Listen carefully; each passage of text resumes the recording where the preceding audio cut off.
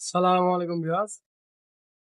আজ আপনাদেরকে 9000 সি মেশিনের একটি প্রোগ্রাম দেখিয়ে দেব। এটি হচ্ছে অনেক গুরুত্বপূর্ণ একটি প্রোগ্রাম। এই প্রোগ্রামটি হচ্ছে ডিসপ্লের উপরে একটি লক দেখা যাচ্ছে। এই লকটি আমাদের এখানে এখন বর্তমানে লক হচ্ছে না।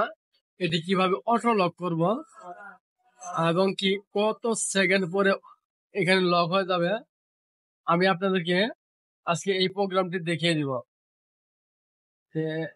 যদি আমার এই ভিডিওটি দেখে আপনাদের যদি ভালো লাগে থাকে, অবশ্যই আমার চ্যানেলটিকে সাবস্ক্রাইব করে আমার চ্যানেলের পাশে থাকবেন। চলুন আমরা দেখে আসি কোন প্রোগ্রামে আমাদের এই অটো লকটি আছে। এই অটো লকটি এখন আমরা দেখতে গেলে আমাদের মূল প্রোগ্রামে যেতে হবে। এই বাটনে চাপ দিতে হবে, এম বাটন চাপ দেওয়ার পরে আইটেম বাটন দিতে হবে, তারপরে ডিসপ্লেতে আসবে, ডিসপ্লেতে চাপ দিতে হবে। চাপ দেওয়ার পরে এখানে 407 নাম্বার, এই 407 নাম্বারে আমরা 402 নাম্বারে আসলাম। 402 নাম্বারে দেখেন লেখা আছে অটোমেটিক লক টাইম।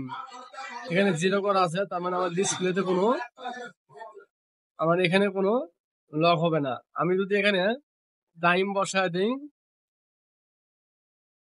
আমি এখানে 1 দেখেন, আমি এখানে 0 আছে, এখানে আমি 2 বসায় দিলাম। 2 বসানোর পরে দেখেন অটোমেটিক লক হয়ে যাবে। অটোমেটিক লক হয়ে গেছে। এখন জিনিসটা আমি আবার খুলে দিই, খুলে দিলাম, দেখেন অটোমেটিক 2 সেকেন্ড আবার লক হয়ে গেল।